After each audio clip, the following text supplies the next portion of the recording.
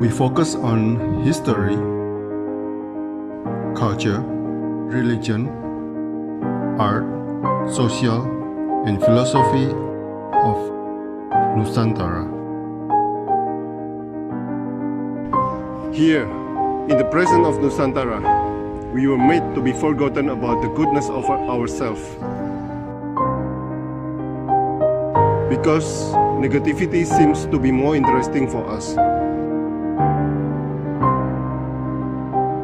Now, I'm Sutoyo Raharto and friends, assist you, to remind you, to awaken you that we still can find the gems of Nusantara. They are the great sights of Nusantara.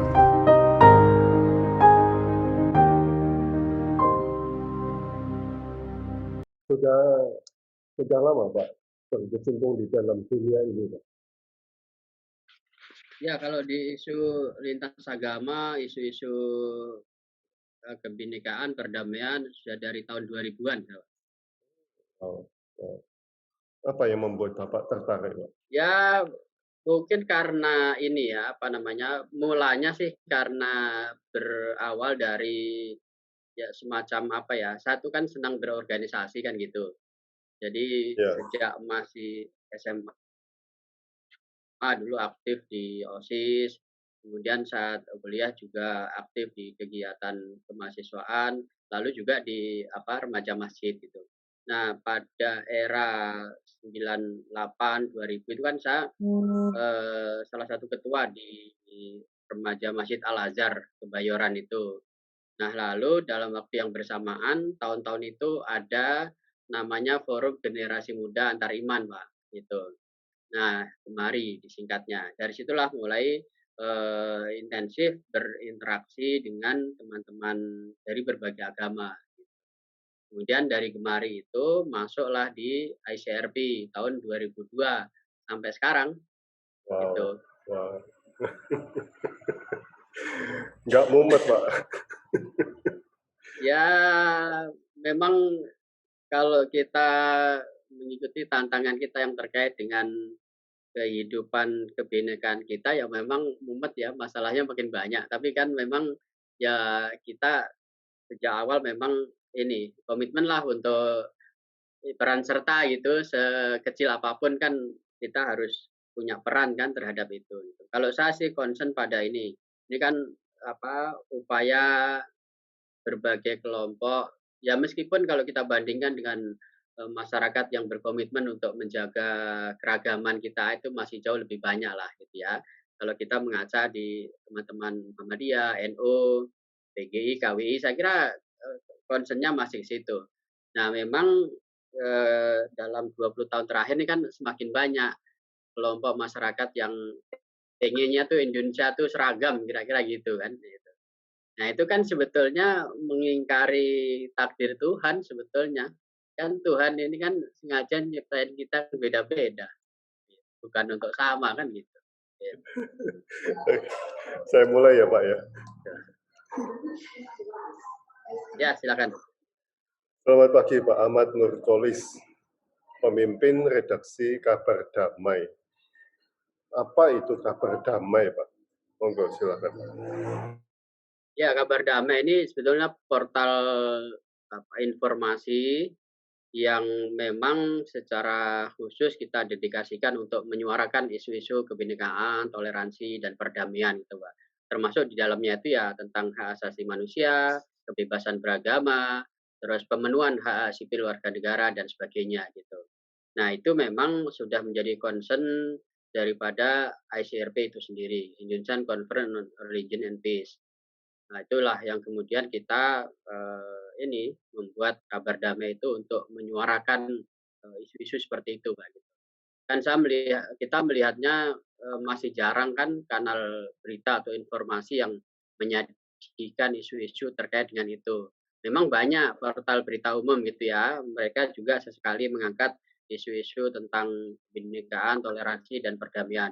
Tetapi tentu masih kalah banyak dengan berita-berita lain gitu. Nah, itulah yang kemudian perlu ada media khusus yang konsisten dalam memberikan narasi-narasi positif terkait dengan kebinekaan dan perdamaian. Berarti mengisi kekosongan ini ya, Pak ya? Kira-kira begitu, Pak, gitu.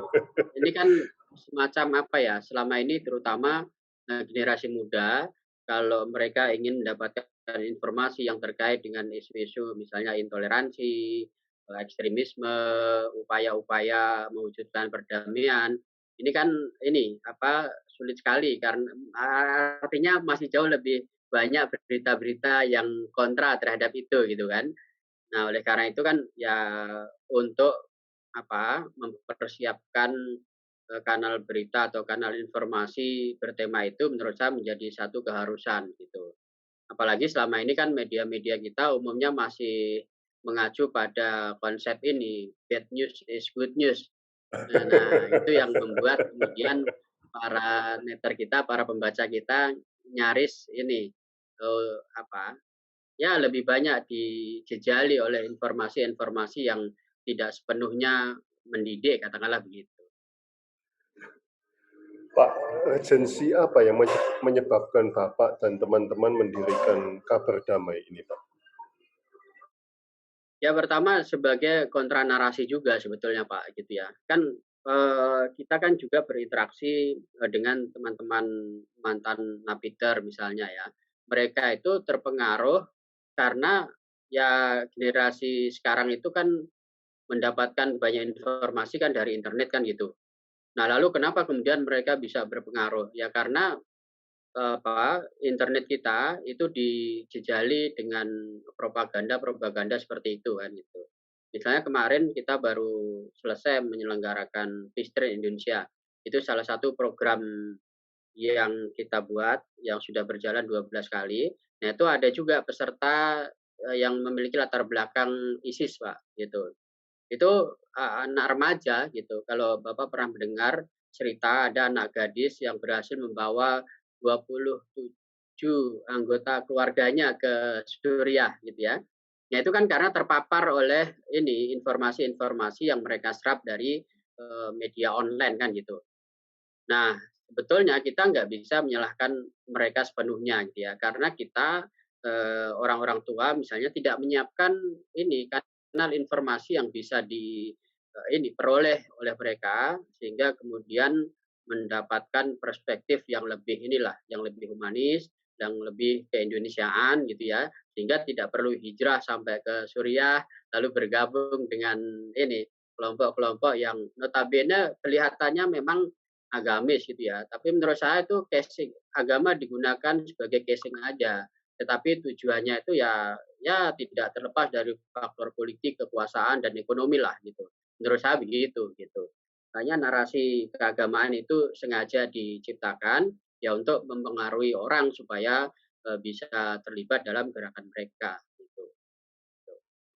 Pak, apakah sudah ada ide untuk menyampaikan ke pemerintah untuk mensensor bad news itu, Pak?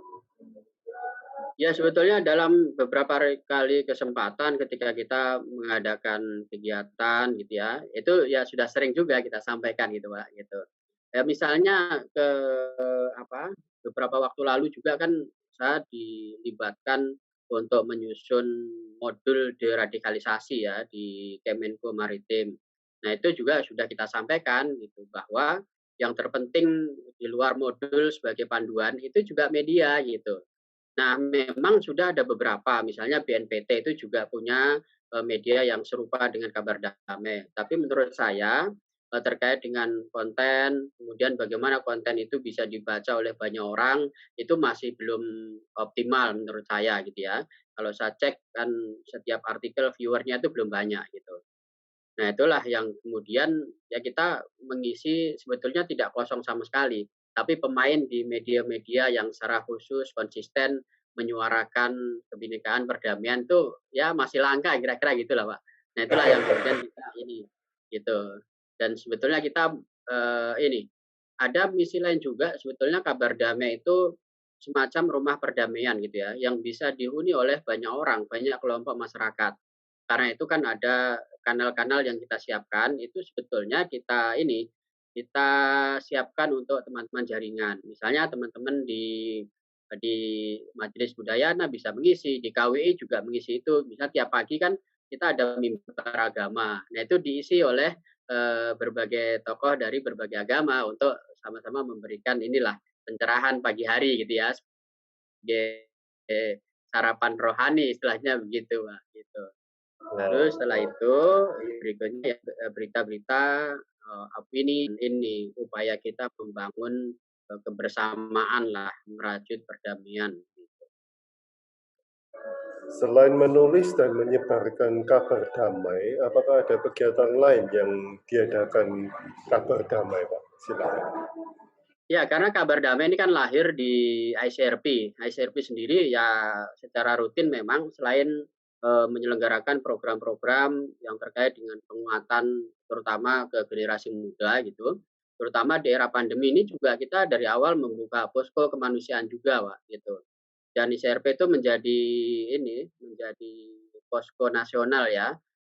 Kita awal pandemi tahun lalu itu mendirikan namanya Jaringan Lintas Iman Tanggap COVID-19 atau disingkat JIC.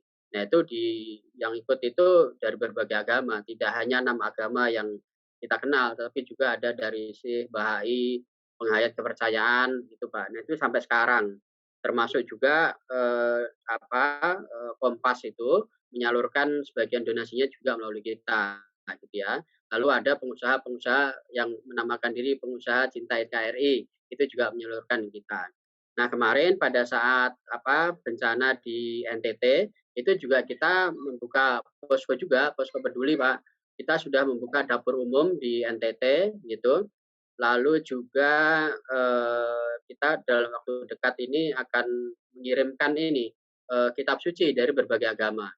Jadi ada yang sudah terkumpul tuh ada 500 Al-Qur'an dari Yayasan Muslim Sinarmas, lalu ada hampir 1.000 Alkitab sumbangan dari teman-teman Kristen, teman-teman pendeta gitu ya.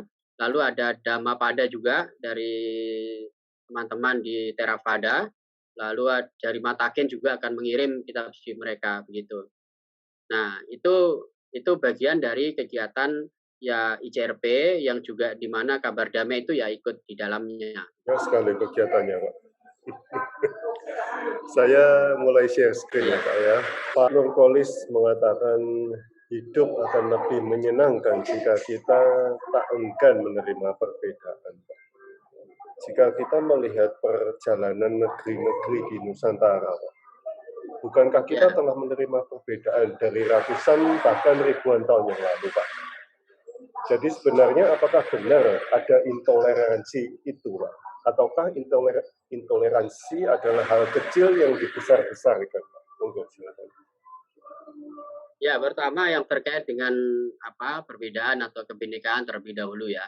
Itu kan ya menurut saya perbedaan di antara kita itu ya ini takdir gitu ya, sunatullah kalau dalam bahasa agama gitulah. Misalnya kalau bahkan Quran sendiri itu sejak awal sudah menandaskan bahwa kita diciptakan itu berbeda-beda gitu. Misalnya di Al-Hujurat ayat 13 gitu. Diciptakan kita manusia laki-laki dan perempuan bersuku-suku, berbangsa-bangsa, bahkan juga berbeda agama. Itu bukan untuk saling mencaci, bukan untuk saling memaki, melainkan adalah lita'arofu, kata Quran begitu. Nah, lita'arofu itu adalah saling mengenal gitu, Pak. Dan itu aktif bukan pasif gitu. Inilah yang dulu dipraktekkan oleh Gus Dur gitu ya, tokoh-tokoh dari berbagai agama angkatan beliau.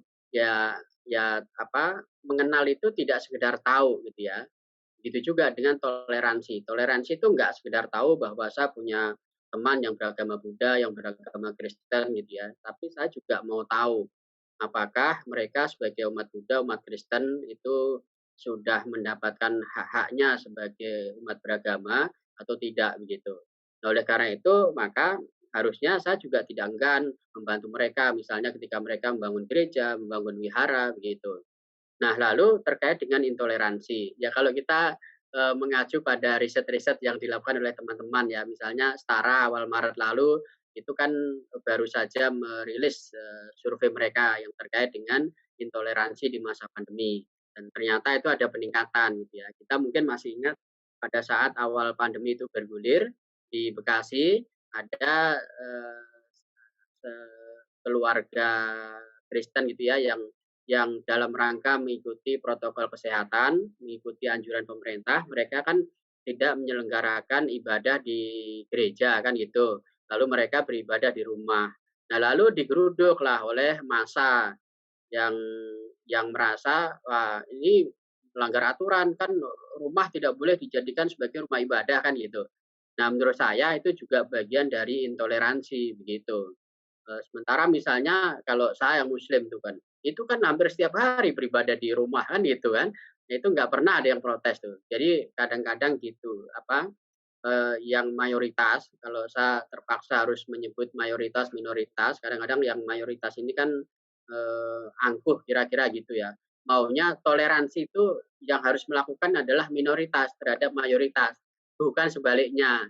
Nah, menurut saya itu keliru gitu. Ya justru ya namanya kita warga negara, di Indonesia yang berpegang teguh pada falsafah Bhinneka Tunggal Ika, maka sebetulnya tidak ada istilah minoritas mayoritas. Itu hanya dalam jumlah gitu ya. Tapi di muka hukum, di muka aturan pemerintahan ya kita semua sama, setara gitulah. Sama-sama memiliki hak yang sama terhadap republik ini, kira-kira gitu. Nah, inilah yang menurut saya yang perlu terus diutarakan, disampaikan gitu ya, supaya ini kan yang lebih nyaring bunyinya itu kan mereka yang seolah-olah pemilik negara ini mereka gitu kan. Jadi maunya mereka mau ngapain terhadap negara ini kan gitu. Jadi sebetulnya hal kecil yang dibesar-besarkan, Pak. Atau hal besar yang memang besar. Kalau saya melihatnya justru intoleransi itu sudah menjadi persoalan serius dalam negara kita, Pak, gitu. Nah, itu bermula karena gini, kalau dalam perspektif keagamaan ya, orang yang intoleran itu kan karena punya pandangan keagamaan yang eksklusif gitu. Eksklusif itu misalnya kalau saya seorang muslim, maka saya hanya mengakui kebenaran agama yang dari yang saya peluk begitu. Lalu dalam waktu yang bersamaan saya mengatakan di luar Islam itu udah pasti sesat, salah begitu. Nah, Pak, sebentar, Pak. ya, Tapi di minoritas pun ada loh, Pak, pemikiran seperti itu, Pak. ya, saya kira itu fenomena yang tidak khas dalam agama tertentu ya, dalam Islam. Di semua agama memang ada gitu. Nah, saya akan menyontohkan diri saya sendiri yang orang Muslim kan kira-kira gitu, Pak, gitu. Jadi masih banyak orang yang sulit untuk menerima keberadaan orang lain yang berbeda gitu. Jadi misi beragama itu ya mengagamakan orang yang belum sama menjadi sama. Nah, menurut saya tidak demikian gitu. Saya itu justru yang sering saya sampaikan itu adalah yang terpenting itu bukan apa agamanya, tetapi bagaimana kita beragama gitu. Kan misi agama itu kan sangat humanis gitu ya. Misalnya kalau dalam Islam itu dari namanya sendiri itu maknanya damai, selamat, sejahtera. Karena itu sebagai seorang muslim, maka menjadi seorang yang selalu memberikan keselamatan, perdamaian dan juga kesejahteraan bagi orang lain yang ada di sekeliling kita gitu. Tapi kalau keberadaan kita itu membuat orang nggak nyaman bahkan menjadi ancaman, ya menurut saya tidak layak disebut sebagai seorang muslim. Kalau dilihat itu zaman ya 100 sampai 500 tahun yang lalu, Pak. Ya. Gereja, masjid, kelenteng itu berdampingan, Pak. Apalagi kalau di pecinan, di kampung Arab dan sebagainya. Ya, ya. Nah, kalau menurut Bapak, penyebabnya apa, Pak? Muncul segelintir intoleransi ini, Pak. Apakah politik atau divide et impera atau apa, Pak? Silakan. Ya, betul, Pak. Jadi saya sendiri sebetulnya masih percaya bahwa secara umum masyarakat kita di Indonesia itu sangat toleran sebetulnya gitu ya. Bahwa ada masjid, gereja, wihara berdampingan selama ini ya nggak ada masalah sebetulnya ya. Ya seperti kalau di Jakarta itu di Jalan Enggano, Tanjung Priok itu kan ada gereja dan masjid satu dinding bahkan gitu ya. Di Solo ada seperti itu, di daerah lain banyak. Di Bali juga tidak hanya masjid dan gereja, tapi juga berdampingan dengan pura kayak gitu. Di Kampung Sawah Bekasi itu yang menjadi potret toleransi yang luar biasa. Kemarin 2 minggu lalu pada saat Pistren ke Salatiga, kami sempat jalan-jalan juga ke ini Pak, Dusun Tekelan namanya. Dusun Tekelan itu 50% warganya adalah Buddhis gitu ya, Buddhis Jawa gitu ya. Nah, 50%-nya itu adalah Kristen, Katolik, Muslim gitu. Nah, ada satu tradisi yang menurut saya sangat baik di sana itu bahwa siapapun yang mendirikan rumah ibadah, misalnya umat Kristen mendirikan gereja, maka mereka gotong royong, sambatan istilahnya kalau orang sana itu ya. Sambatan, nggak peduli latar belakang agamanya apa, ya mereka sama-sama membantu mendirikan gereja itu. Sama seperti ketika umat Muslim itu mendirikan masjid, ya umat Kristen, Katolik, Buddha itu ya sambatan, gotong royong sama-sama membangun itu. Kemarin saya menyaksikan sendiri umat Buddha itu sedang mendirikan asrama untuk meditasi gitu ya, untuk tempat tinggal biku dan bikuni. Itu yang membangun itu juga ini, warga Muslim, warga Kristen, warga Katolik seperti itu, Pak, gitu. Dan saya menjumpai banyak di situ. Di Papua itu masih ada, di Manado, Tomohon itu masih ada tradisi seperti itu. Nah, lalu kenapa kemudian belakangan ini kok seolah-olah kelompok-kelompok intoleran itu semakin banyak. Nah, itu tidak terlepas dari pengaruh organisasi yang kemudian disebut sebagai transnasional tuh, Pak, gitu. Jadi sebetulnya banyak ideologi-ideologi kekerasan yang yaitu diimpor oleh kelompok-kelompok Muslim dari Timur Tengah, gitu ya, dari Suriah, dari Afghanistan, yang membawa orang-orang kita juga sebetulnya mereka para alumni jihadis, gitulah, yang menamakan diri jihadis, gitu ya. Lalu kemudian itu menjadi apa? Mewarnai masyarakat sebagian masyarakat Indonesia. Nah itulah yang harusnya kita sama-sama harus menghalau itu. Dan itu yang selama ini sudah dilakukan juga oleh BNPT, kelompok-kelompok civil society melakukan ini tindakan preventif maupun protektif terhadap ini upaya penyebaran ajaran-ajaran yang sangat tidak Indonesianis sebetulnya gitu. Bagaimana Bapak memilah suatu masalah agama dengan kepentingan individu atau kepentingan kelompok, Pak? Ya Bisa nggak memang kita lihat, bisa nggak kita bisa lihat, oh ya ini memang terorganisir karena alasan politik, alasan betul. individu, alasan kelompok gitu, Iya Pak. iya. Ya kalau saya personal sebetulnya mungkin bisa dan saya kira sebagian dari kita bisa ya, bisa ini persoalan agama, di luar itu adalah ada persoalan sosial, politik dan sebagainya. Misalnya sebagai individu kan harusnya yang terkait dengan keyakinan itu kan ranah privat gitu ya. Harusnya, yang kalau toh kita harus menarik ke ruang publik itu adalah pesan moralnya kan kira-kira gitu. Hanya masalahnya di Indonesia ini, beragama itu nggak pernah lepas dari persoalan politik gitu. Kalau kita belajar dari kasus apa, pilkada DKI yang lalu, itu kan luar biasa betapa agama itu diseret ke ruang publik dalam percaturan politik sehingga agama yang harusnya menjadi fatsun politik gitu ya, sebagai dasar etika berpolitik, malah justru dipolitisasi, kira-kira begitu. Nah, itu yang harusnya nggak terjadi tuh, Pak, gitu. Nah, saya kira memang kasus DKI kemarin itu menjadi pelajaran berharga lah buat kita gitu ya. Betapa orang kalau sudah apa rakus kekuasaan itu nggak lihat lagi apa jalan apapun ditempuh kira-kira gitulah. Meskipun sebetulnya itu sangat tidak agamis gitu ya. Gitu, tuh. Cuman Oke, memang harus saya akui di Indonesia agak sulit tuh Pak memisahkan persoalan karena mereka punya keyakinan juga. Agama agama saya ini kan mengajarkan banyak hal. Jangankan persoalan politik gitu kan, kita mau masuk toilet aja ada doanya. Keluar dari toilet ada doanya lagi. Nah gitu Pak masalah itu. tapi mungkin ini udah masalah dari 1000-2000 tahun yang lalu, memang manusia Ya, kita begitu, Pak. Ya. betul betul. Teman-teman ada yang mau bertanya? Setelah Bapak melihat, membaca, mengalami, meneliti hubungan agama, kedamaian, dan tetek bengeknya, Pak, Ya. bagaimana Bapak menanggapi secara damai di dalam hati Bapak sendiri, Pak? Silakan. Ya kalau saya, prinsipnya begini, menjadi seorang muslim itu maka harus bisa memberi ketenangan, kedamaian bagi orang lain lah, terutama dari ruang kecil keluarga, lalu kemudian tetangga sekitar, lalu setelah itu ya komunitas di mana saya beraktivitas. Itu dulu sih dari cara yang sederhana gitu ya. Jadi, menurut saya mulai dari diri sendiri, ibda' bin nafsi kalau dalam bahasa agama begitu. Jadi nggak perlu banyak keluar-keluar, tapi kita tidak mempraktekkan itu juga menurut saya masalah. Meskipun tidak salah juga gitu ya. gitu. Tapi menurut saya memang ya kita harus memberikan contoh dari diri kita sendiri. Ini ada pertanyaan dari Bu Emma. Ya. Pak Nurkoli sedikit mau tanya.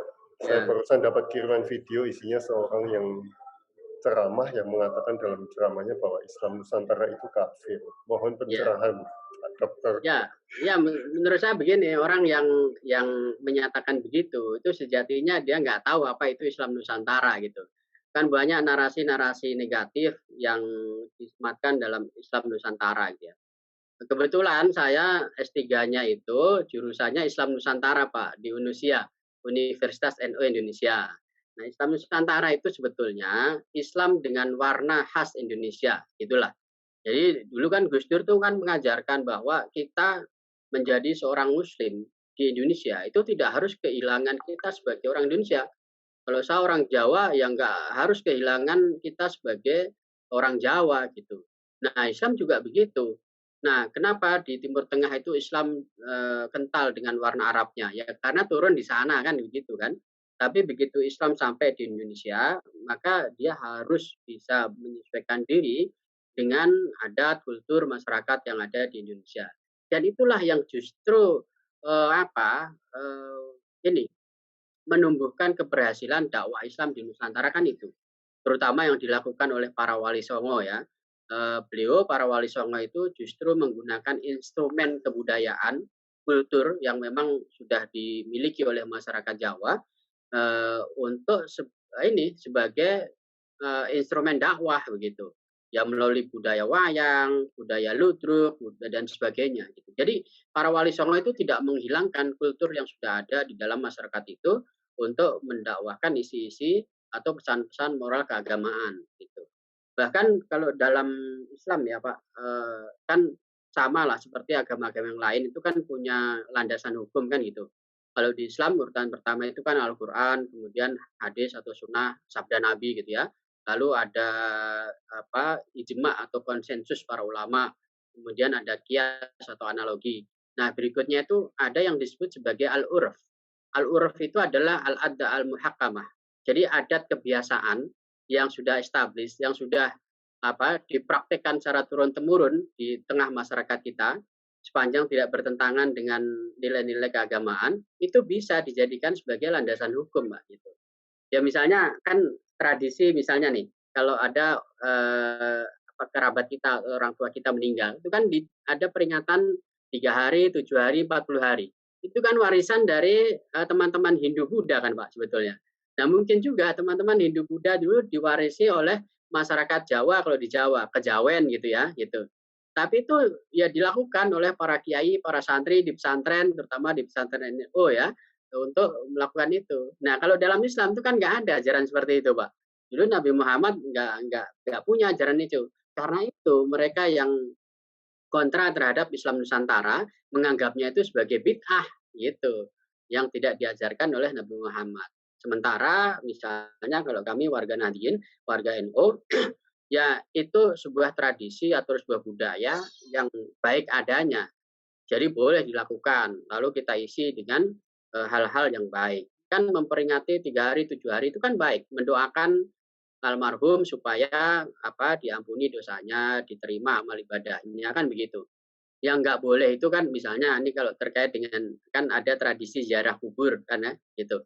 Kalau kita ziarahnya itu meminta sesuatu atau petunjuk kepada si almarhum, nah itu yang nggak boleh gitu. Kalau berdoa meminta petunjuk itu kan bisa langsung kepada Tuhan kan gitu kan. Nah, gitu. Ya. Okay.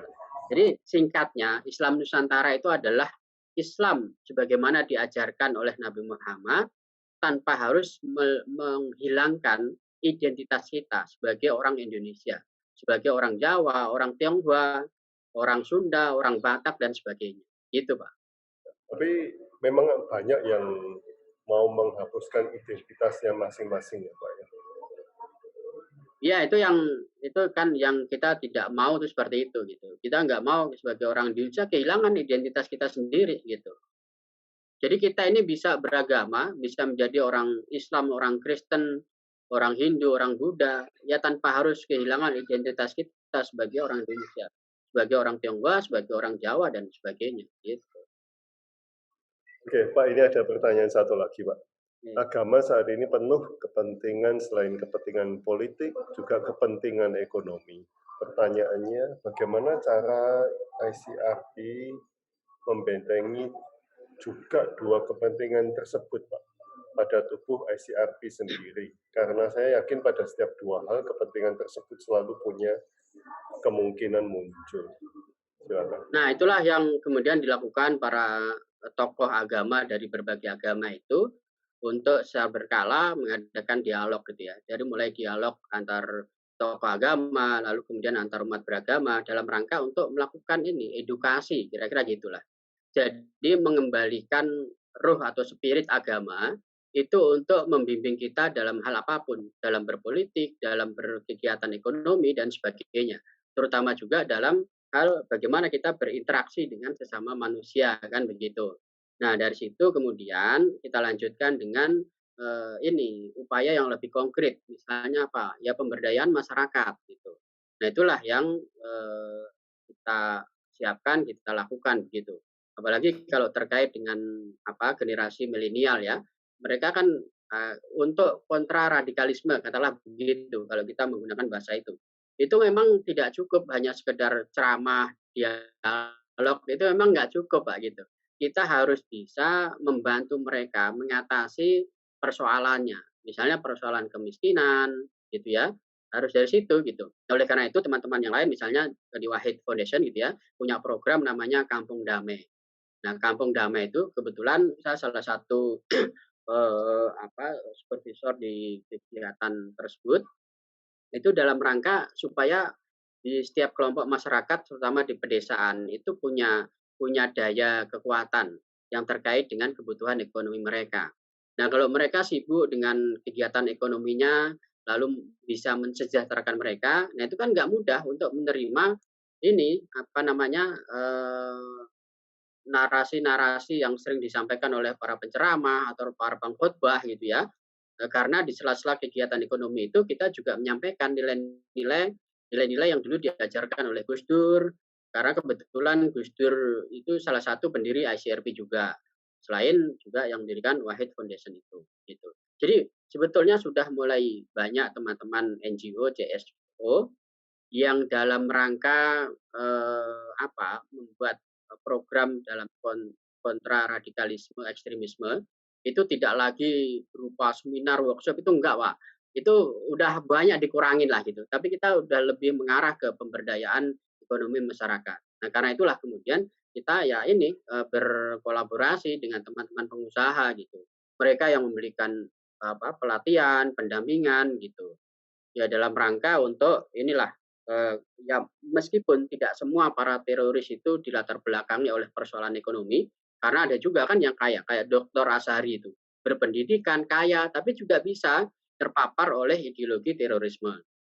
Tapi, dari sejumlah penelitian atau inilah testimoni dari mantan napiter, kebetulan kita punya pengajian juga, Pak, yang khusus diikuti oleh anggota napiter. Dan itu ada 50 orang lebih. Jadi mantan-mantan bomber, Pak, gitu ya. Kalau Bapak pengen belajar bikin bom bisa itu, gitu. Tapi mereka ini udah taubat gitu ya. Jadi ada 2 persoalan utamanya itu. Pertama adalah minimnya pengetahuan keagamaan. Jadi mereka ini kan jarang yang lulusan pesantren atau madrasah atau perguruan tinggi Islam gitu ya. Umumnya teknis, dari ya inilah, kampus-kampus umum begitu. Nah itulah yang membuat mereka mudah terpapar oleh, narasi-narasi ekstremisme, ideologi-ideologi yang justru sebetulnya bertentangan dengan, ajaran semua agama gitu. Nah itu yang kita isi. Lalu kemudian bagaimana membuat mereka itu berdaya gitu. Karena itu kita menggandeng pengusaha untuk bisa memberikan modal usaha buat mereka. Ada Pak di antara mereka tuh yang dari mulai kredit motor, kemudian menjadi ojol gitu ya.